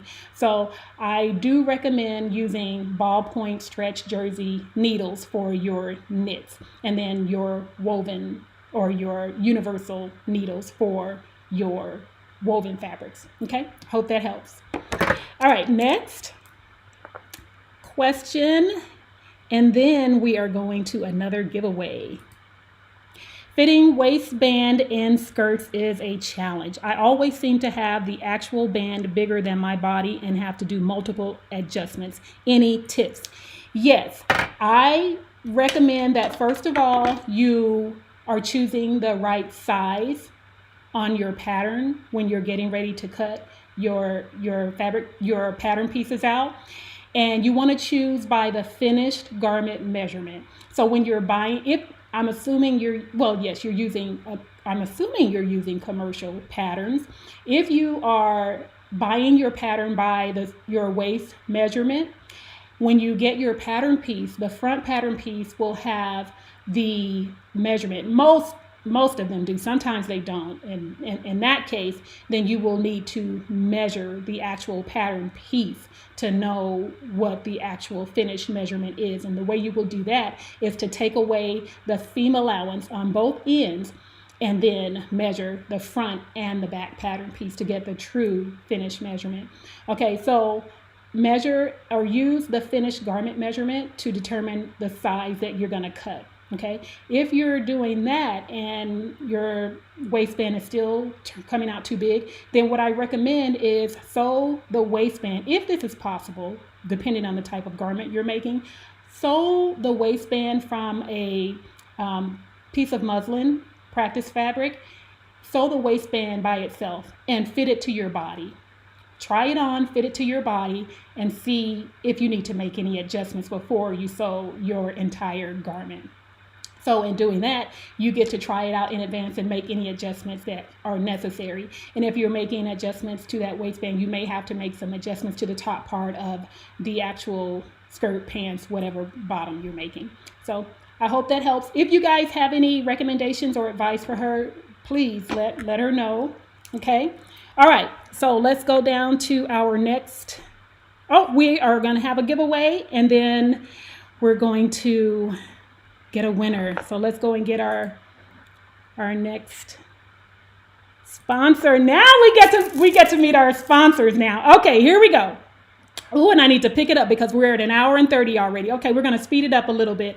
Okay, our first sponsor is Wang and Dickerson. They are a rare and artisan tea company, and oh my gosh, their teas, you guys, their teas are incredible. This is their website, and you can see all of the different teas that they have. One thing, they do ship worldwide, so that's amazing. So wherever you are around the world, you can get your tea, and your shipping is free, $50 and over. So here, and they have caffeine free and the rare oolong tea, but they have all different kinds of tea. And let me tell you, this is the good stuff. This is what I'm drinking today. The orange coconut chai, amazing. Deep calm, all of it. I love all of their teas. They are incredible. I was introduced to this company by one of my sewing course students, and when I tell you, I will never go back to any other store-bought tea, grocery store tea, because this stuff is the real deal. I can literally feel the smoothness going down my throat when I'm drinking their teas. And I'm drinking the orange coconut chai today, but every tea that I have tried of theirs is delicious. The flavor, the aroma, just everything about it is amazing. So I wanted to introduce you guys to the company, to their teas. And so they are one of our sponsors, and I'm going to show you how I brew my tea and some of the tea that I have. So this is their lavender chamomile rose botanical blend, and oh my gosh, it is absolutely incredible. Will you look at that? Look at it. Now, if I can enjoy my tea with my eyes first, it's a win. It's a win from the beginning. So yeah, this is their rose botanical tea, and it is absolutely beautiful, and it tastes just as amazing. So I will take my diffuser I always forget what you call these little things. I think it's a diffuser, but I will put my loose leaf tea, and I really love loose leaf tea. That's my preference. I do have a few tea bags, but I really love the loose leaf tea. So I will put my diffuser in there and then pour over my hot water. You guys know how to make tea, but I just wanted to demonstrate for you. I love their tea so much. So I'm gonna sit that aside and just let it steep for a while. And then I want to show you guys some of the other teas that I have from them. And they're going to be giving away a tea box. So this is the Deep Calm, and it is so good. When I got my first order from them, they gave me a sample of this tea, and I knew I had to order it. It is so good. Now, these are actually tea bags, but you guys, these are not Now see, I dropped that in there. These are not your ordinary tea bags that you get from a grocery store. This is real stuff in here. This is the goodness. I love it. And they actually go out to the tea fields in the summer. They close their store down and they actually go out to spend time with their growers. And I love that. So that's the Deep Calm. The next one is the organic white rose blend. And it is, my gosh, I wish you guys could smell these teas. I wish you could smell them and taste them because they are delicious. But they have all of the information on how to brew the tea. And look at that. And you can tell that I like rose tea. I love rose tea. But yeah, it's beautiful and absolutely delicious. The flavors are just top notch. Okay, the next one is the ginger immunity. So good. When I first saw the name, I was like, oh, I don't know, but oh my gosh, it's so good. It's really good. And again, this is a tea bag. I love the packaging. I'm big on packaging, and I love the way they package their products. So this one again is flavorful. It smells good. It tastes just incredible, and it has benefits for inflammation. It helps to reduce inflammation. So if you have issues with that, this tea would be very good for you. Okay, let's see the next one. This is what I'm drinking today, the orange chai coconut, and it comes in this cute little tin, and inside the tin they have the bag of tea. Oh, you guys, I wish you could taste this right now because it is so good. So I've opened it already, but you know, when I recorded this video, it wasn't open, but it is so good. And you can after you open the tea, you just take it and pour it into your tin, and then you store it that way. So this is the citrus coconut chai tea, and I believe this is one that's in the tea box. Deep Calm is one in the tea box. I'm not sure. And then this is the tropical fruit infused water. I haven't tried this one yet, but I know it's good. I can't wait. I know it's good because look at what's inside the pack. Look at that. You cannot tell me that's not going to be good. I cannot wait. Yes, so that's the tropical infused water. So, let me put my glasses back on. Oops, let me take my hat off. So here we go. Let's go and get ourselves a winner. Let's go get a winner. Who's it gonna be? Who's it gonna be? Let's see.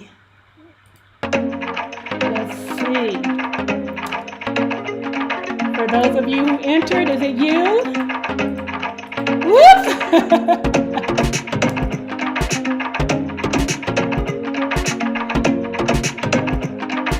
Yes, congratulations, Tammy. I hope you are here. If you are here, please say I'm here in the chat. Let us know so that we can get your prize to you. You can contact us and get your prize.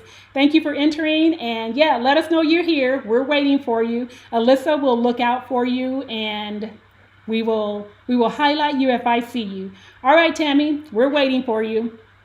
Okay, now we're gonna go to our next round of questions because I need to speed this up a little bit. Okay. Next question. Is she here? Are you here, Tammy? Okay, Alyssa's gonna be looking out. Alyssa will look out for you. Okay, group 4. I have a problem with thread I haven't solved in over 25 years, and the majority of my thread was dry rotted. I ordered a bunch of thread, different colors, and it's just short of what I've thrown out. How can you be sure, or what type of thread can you buy that will hold up? Okay, so where is my, oh, I had created a video for that, but I don't see it. I must have forgotten to put it in. Okay, so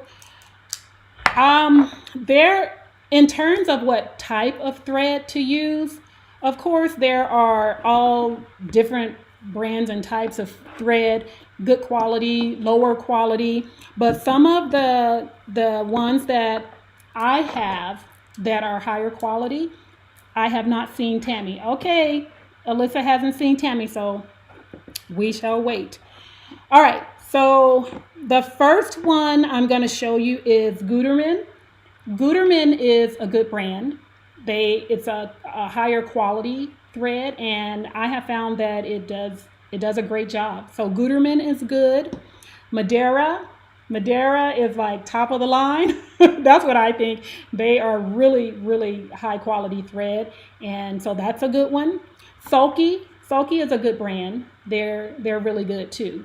All right. I don't know if you can see. So Sulky, and then Gutermann. I don't know if you guys can see that, and Madeira. Okay, now I'm going to show you this one because I use it, but Coats and Clark, a lot of people don't like Coats and Clark. People call it trash thread. But I have had good experience with the thread. I haven't had any problems. I have garments that I've sewn that I've had for years that are still holding up. They've gone through washes. My thread is not rotting in my garments, so I haven't had problems with it. But of course, it's the lower quality when compared to with these brands, and I'm sure other brands out on the market that I don't have here in my possession. But in terms of your fabric going bad, the way I store my fabric, I don't know what you guys are doing, but I've had my fabric out on the little holders that you see on walls and on desktops or tabletops, where it's just on the little pins. I've done that before, but the reason I stopped doing that is because I don't go through my threads fast enough. I have a lot of threads, and when I would pull a thread, it would have dust on it, and I didn't like that. So I stopped and I started storing my threads in covered containers. So this is one of the containers that I use, and I purchased this, I'm sure, from Joann's many years ago, and I have 3 of these. I have 3 and they're all full, so I have a lot of thread. So this is the container, and it's double-sided. So I can store a lot of threads, and like I said, I have 3 of these, and then I keep these in the drawers at my sewing table, because when I am sewing, I need my threads right next to me. So this is very helpful for keeping your threads protected. And I have not had problems with dry rotted. I haven't had my threads for 25 years, so I don't know if that's just the thing that happens after you've had it for so long. But so far, I've done well. And then for my bobbin thread, I also keep those in a case. Let's see. Yeah, I keep my bobbin threads in a case also. And these are the bobbins I use for my Baby Lock Soprano machine. And then I have some other machines that have different class bobbins. And so I keep them in with the thread. So whichever thread I'm using, if I have wound a bobbin, then I'll put that bobbin in with that thread to make so that when I go back to use that thread, I have a bobbin already started. Okay, so I hope that answers your question. That's what I do. I don't know if you guys have any recommendations in the chat. Maybe you can help her out with the thread or with the question on threads. Vicky, storing in a plastic container. My thread looks so pretty on my wall rack. I know. Mine looked pretty too. Mine was beautiful, but I didn't like the dust. If you're going through your threads and you're not having problems with dust, or maybe you're just dusting your threads off, I say it's personal preference, but I keep mine in the container. So, all right, you guys. Let's see. Do you use, yes. Do you use, oh, that's not the one. Where did that, I agree, Della. Okay, I didn't mean to pull that one up. Someone was asking a question. I can't find it. Someone asked if you use thread on a comb. Yes, I do. And those I keep in a drawer over in my cutting area. So I have 2 full drawers. I have a chest of drawers with 4 drawers, and the top 2 I keep patterns, and the bottom 2 I keep my comb threads. So yeah, that's where I have all of those. Okay, now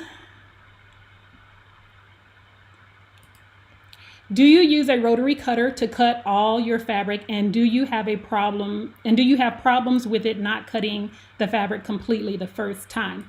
Yes, I am using a rotary cutter now to cut all of my fabrics. I used to use scissors, but using the rotary cutter is just so much easier and I get more accurate cuts. Now, when I have issues with it skipping or not cutting on the bottom layer, it's because the blade is not sharp. So whenever you get ready to cut out a project, you want to make sure that you are working with a sharp blade on your rotary cutter. That's the only reason I can imagine why it would not cut through, is because it's not sharp. So just make sure you check that every time. Okay, let's see. Next. What do you do when you run out of fabric when making a dress? Honey, I kick and scream. I kick and scream. You know what? That has happened. Like I told you, it happened with that beautiful fabric for when I made McCall 7743. But that was on me because I didn't pay attention to the width of the fabric. So the way to prevent that from happening is making sure that you have enough fabric before starting the project. If you start cutting a garment and you run out of fabric, then you didn't check before. So you want to check to make sure you have the proper width and the length of fabric that you need, and you won't run into that problem. Now, if you make mistakes on cutting out and then you run out of fabric, then that's to be understood. But if you're checking, you should never run out. Okay, let's see. What are you guys talking about in the chat? Oh, Adriana Prickett says, I use the old threads for decoration. The spools are so pretty. Oh, that's a good idea. That's a really good idea. Yeah, they are pretty and they look pretty on the wall. So that's a good idea. Okay, let's go to the next question because we're winding down in time. Okay.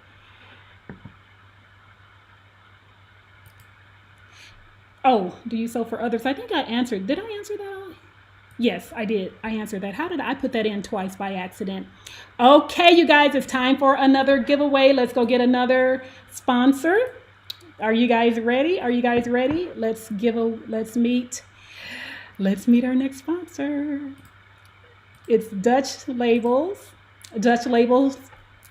Labels Shop. You guys, I love my custom labels. They are absolutely beautiful, and I do forget to put them in my garments sometimes, but for the most part, when I put them in, it just makes me smile seeing my own label on the garment. So they have woven labels that you can customize to your liking. They have hang tags, so if you want to add hang tags with whatever on your garments. They have care labels, and you can put sizing or whatever. And that really helps. They have cotton labels, so if you're into 100% cotton, then they have that available for you. And then the printed labels, so you can put pictures or whatever on your labels to add some color and beauty to your garments on the inside. And then they also have the pre-made labels, so if you want the sizing and made in USA or wherever, then you can use that. So here are some samples of the labels that I have placed in some recent garments, and I think it looks really pretty. So I like that. Now, I do want to mention that Dutch Label Shop is giving a 15% discount code for you guys. So if you want to go and purchase your own labels, then you can use the code Anita by Design 15. And they are allowing you to shop and get your own custom labels. So check that out. So I want to go and grab a winner. Let's see who we've got.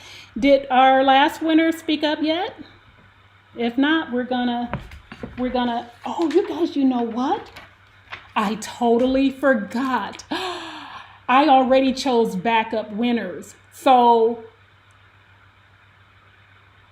oh, you know what? I'm not gonna call them out yet because I'm gonna wait until the live stream is over. But I do have backup winners already. Okay. All right. So let's go and get our winner for Dutch Labels.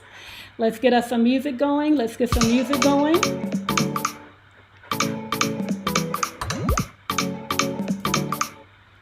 Letitia.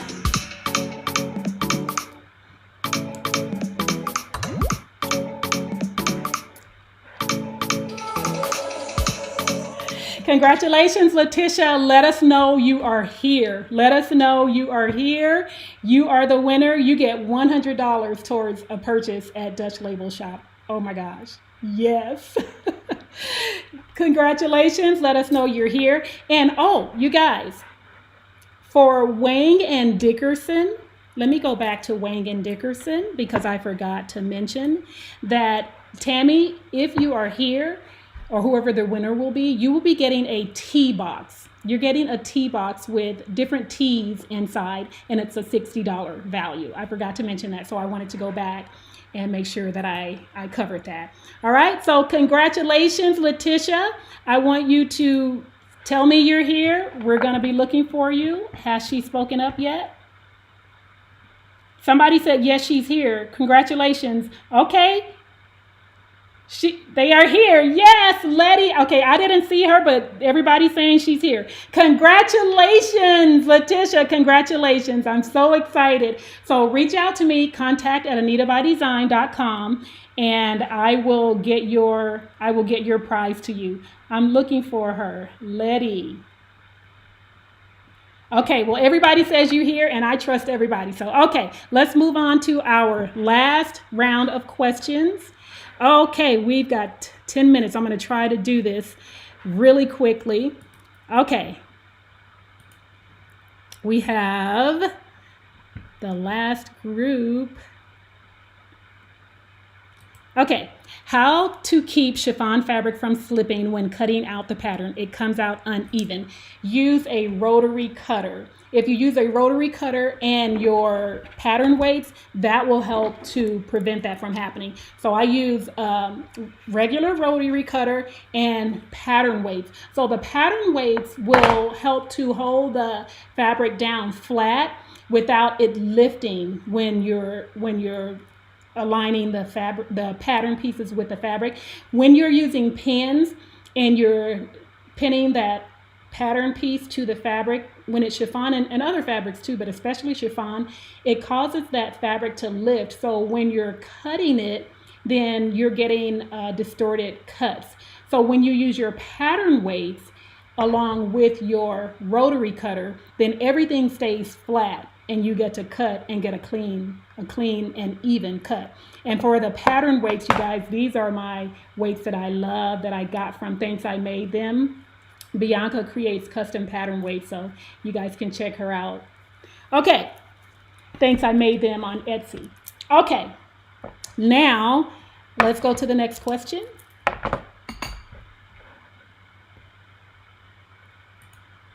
What is the best way to store your fabric and it doesn't take up too much space? I recommend containers like storage totes, the plastic storage totes. You can put all of your fabric in there and put it in a closet or under the bed. I think that's a great way. I don't know, you guys, do you have any recommendations for storing fabric that you think would be helpful to her? Oh, I like this comment from Aletha. I heard spraying the fabric with a spray starch helps stiffen the fabric to make it easier to cut out. Okay, I've heard that too. So that's a good tip. So for your chiffon fabric, you can try that too, spraying your fabric with starch to cut it. Okay. All right. Next question. Back down to muslin is used to make samples of garments to be made from woven fabrics. What do you use if you decide to make a knit garment? Okay, so yes, the muslin fabric that you can purchase that's actually called muslin fabric, you use that, you're going to use that with your woven garments. You can use any type of woven fabric as a muslin now. I'm using the term muslin as a practice garment, a mock-up, a toile. It's just simply a piece of fabric that you're going to use to practice. So we call that a muslin, but there is a muslin fabric a fabric that's actually called the muslin. So when you are sewing a knit garment, you want to use a knit fabric to make your muslin, to make your mock-up, your practice garment, because your practice garment needs to have the same amount of stretch that you're going to need in the finished garment with your fashion fabric. So woven garments, woven muslin, knit fabrics, knit muslin. Okay, I hope that answers your question. Okay. Oh, yes, yes, yes. This is what I do too. Adriana, we use knit sheets. I do the same thing. I have a linen closet full of old sheets that I use for muslins, but that's for woven fabrics, unless you have knit sheets that have the amount of stretch that you need to practice on your knit garment. So yes, I have a linen closet full of knits. Thank you so much, Adriana. Okay, next question.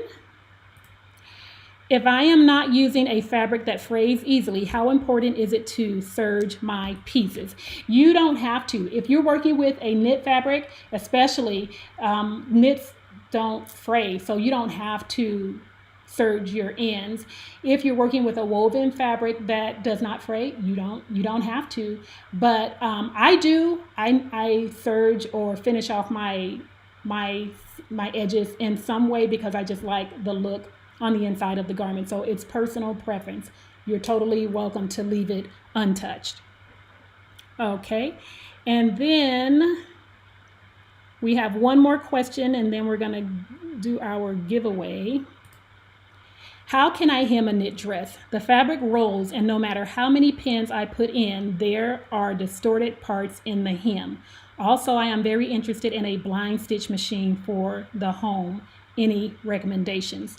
So for hemming your knits, I mentioned it earlier that using a stabilizer in the hem area is going to be very helpful, making sure that you're fusing it on the stretch, that you're fusing it so that the fusible stretches with your garment. So you want to use a knit fusible interfacing to stabilize that area. That will help a lot. And then you want to make sure that you're using a proper stitch length.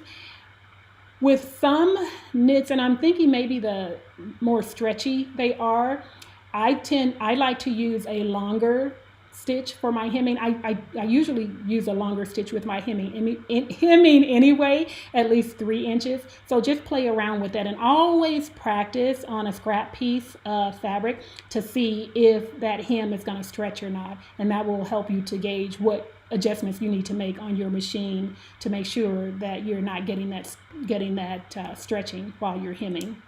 Okay, so that is it. That's the last question. You guys, I had a lot of questions submitted, and of course I couldn't get to all of them, but that's it. So we're going to go and meet our last sponsor and give our last giveaway.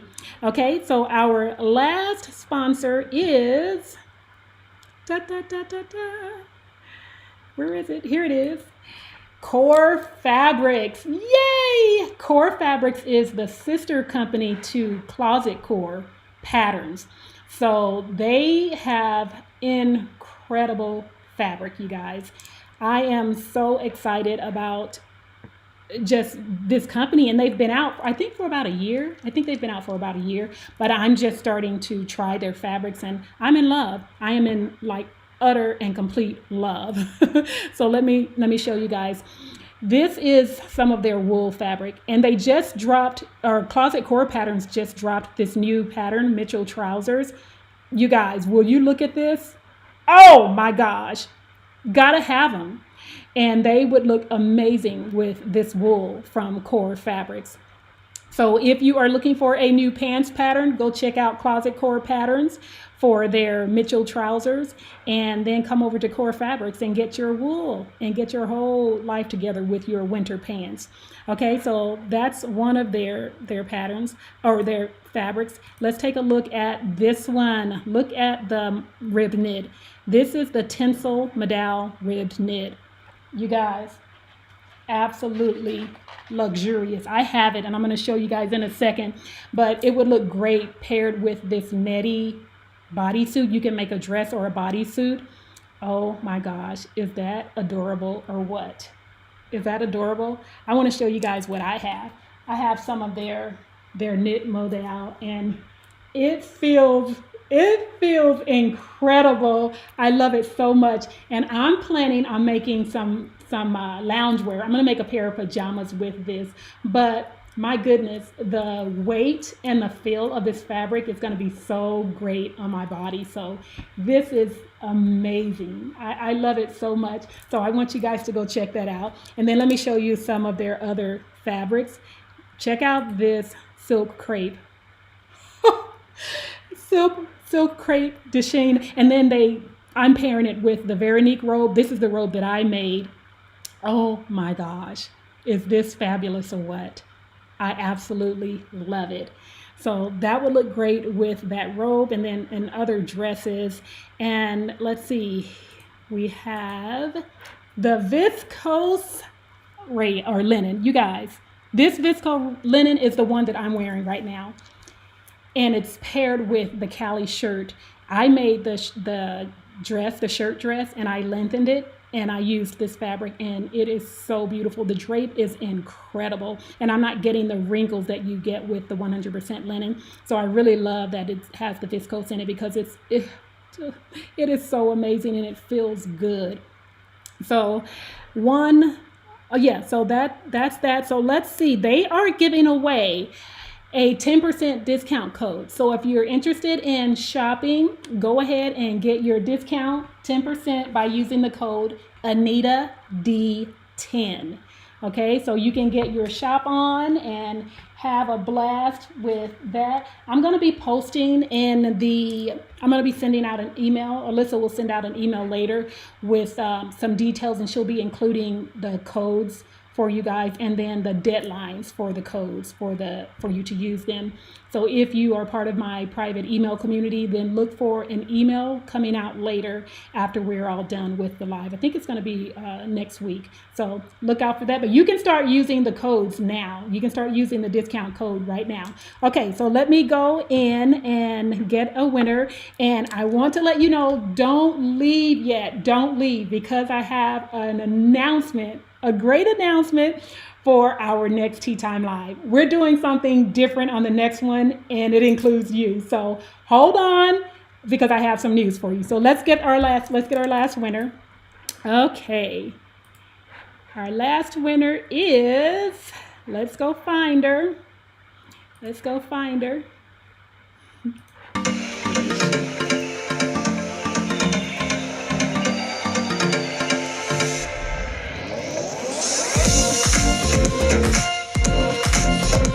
Where is she? Oh, here we go.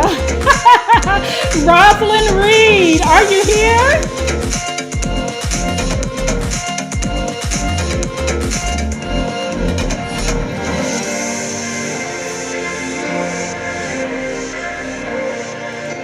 Congratulations, Rosalind. I am so excited for you. Yay! You're getting the fabric. So you're getting $50 towards your purchase at Core Fabrics. So make sure you let us know you're here. We need to hear from you, Rosalind.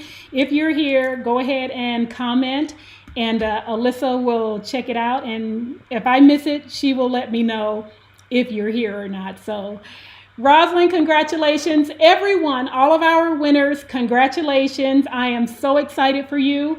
If the other, I think there were two who did not respond so far. Okay, so we will just move on, and then I already have the other names pulled, so we will go ahead and call the other, or I will send out the email to announce the other winners. All right, you guys, congratulations. They're here. Yay, Rosalind! Congratulations. I'm so excited for you. All right, so you guys, I have an announcement for our next tea time. So drum roll, drum roll. Our next tea time in December, and I will get the date out to you later. Make sure, you guys, make sure that you join the private email community. Let me put up the code. Here is the QR code. If you're watching from your computer, your laptop, whatever, you can click on that to join the private email community, so you can be a part of participating with the giveaways, the Q&As, and what we're going to do for the next one. Alyssa has the chat or the link in the chat, so follow the chat. But here's what we're going to do, you guys. Here's what we're going to do. You are going to be a part of our next Tea Time Live because we are having a pajama party. We're having a pajama party, and you are going to be the guest of honor. All of you guys, all of you are going to be the subjects of our next Tea Time Live. And here's what we're going to do. You guys are going to make your pajamas. And I just need to let you know, this recommendation came to me from someone on my Facebook page, my Anita by Design Facebook page. And she recommended that we have a pajama party. And I thought, that is amazing. That's what we're going to do. But I want to highlight you guys. So instead of me showing what I made for Q4, I want to show your projects. So I want you to make your pajamas, and then you're going to submit your photos to me. And then at the next Tea Time Live, I'm going to share your stuff. And I think that is so exciting. That's going to be so much fun. So here's what's going to happen. You have to be a member of my private email community in order to participate in that, okay? And I'm going to be sending out an email when the time is right for you to submit your information. So you've got 3 months. You've got 3 whole months to sew your pajamas. They don't have to be Christmas pajamas. They can be any type of fabric, any type of theme, whatever. And you're going to submit your information to me, and then I'm going to be choosing the garments that I'm going to highlight. And there will be guidelines that you will have to follow. And I don't know how many submissions they're going to be. So it will depend on how many I get, how many I show. There's only a limited number. So that's what we're going to do. We're going to highlight you. We're going to show your pajamas. I'm so excited to show your makes. Listen, for my new beginners, I want you in this. I want you to participate in this. You know my heart. You know my heart is for my new beginners. I want you, come on and show up for me. It does not have to be perfect. It does not have to be perfect at all. I'm not looking for perfection. I'm looking for participation. I'm looking for you to show what you can do with what you have learned. So my sewing course students, I'm looking for you. I'm looking for you to show up, okay? You guys can use your commercial patterns. You can design your own patterns. You can do whatever you want to do, but all of the guidelines are going to be in the email or in the information, the email that I send out. So make sure that you get signed up to the private email community, and we're going to have a pajama party. So you guys look for that. Yes, it can be a nightgown. Roz wants to know if it can be a nightgown. Yes, it can be a nightgown. It can be a robe. It can be a pajama set. It can be loungewear. Anything that you would wear while you're lounging around the house, pajama type, or sleeping in. Yes, it can be any of that. All right. And again, I'm going to send out all of the rules and guidelines through the email, but I'm giving you guys heads up so that you. Oh, Alyssa said, don't forget the closet core pattern giveaway. I didn't do the closet core. Oh my gosh. You guys, hold on. I have another giveaway. Alyssa, thank you so much. I thought I did it, but I didn't. Okay, let's go back. You guys, okay, we have another giveaway. What's wrong with me? Okay, you guys, closet core patterns. Excuse me. Let's go back up to my sponsors. Good grief, Anita. Oh, they're there. Yeah, I totally skipped it. Okay, thank you, Alyssa. Okay, Closet Core Patterns. We have another sponsor. Gosh, Closet Core Patterns. How could I forget them? So here are some of their patterns, you guys. Check it out. Are they cute? They have some of the most amazing patterns. I have several of their patterns, and these pants right here, you guys, I'm all over it. And this jumpsuit right here, I got to get that. That's been out for a while, but I don't have it yet. So these are closet core patterns. Thank you so much for reminding me, Alyssa. I would have felt horrible if I had forgotten.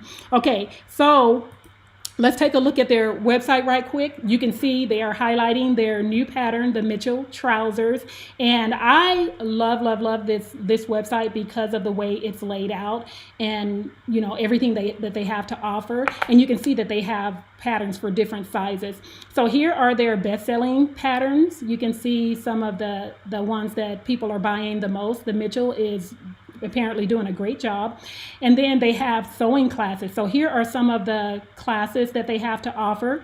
So if you're looking to learn some things, then you can go there. They have a blog with so many awesome articles, you guys, that you can check out. And then there's their Instagram inspiration. So what I really like, if you hover over the shop tab, they have these different categories. So the sewing patterns, they have them categorized by the type of garment. And then there are supplies and kits that you can purchase here. And then all of their sewing classes are available on that last tab.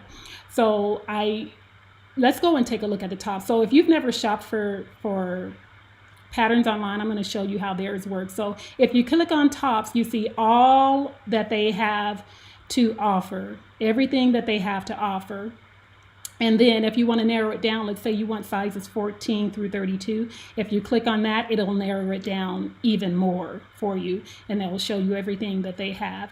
And if you want to narrow it down even more and choose a woven pattern, so they will show you all of the tops that they have in sizes 14 through 32 that are woven. And if you're a beginner, click on beginner and it narrows it down to just 2 patterns for you. So I like that option because it helps you not to be so overwhelmed with everything that's on the page. So that's awesome. And that's their website. So now we're gonna pull our winner. So let's go find the winner. Okay, let's go. Let me take Rosalind down. We got one more winner, you guys. Oh my gosh, Alyssa, you saved me. Yes, and our winner is Marianne.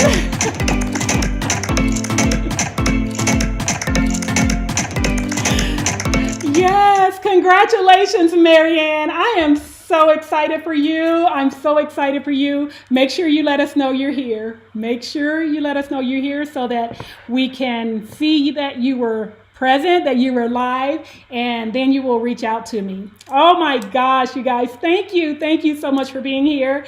And you guys, I am just so thrilled. I am so thrilled for our pajama party. I am so thrilled for everything that's going on in the sewing community. I am so thrilled that you guys are here to support me so much and for so long. Thank you, thank you, thank you. We're looking for Mary Ann. Has she shown up yet? Are you here, Mary Ann? I see everybody congratulating you. They are reaching out and congratulating you. I'm going to stay here for a little bit because I want to give her a chance to respond. I'm not going to log off yet because I want to make sure that she has time. So yes, you guys, I'm so excited.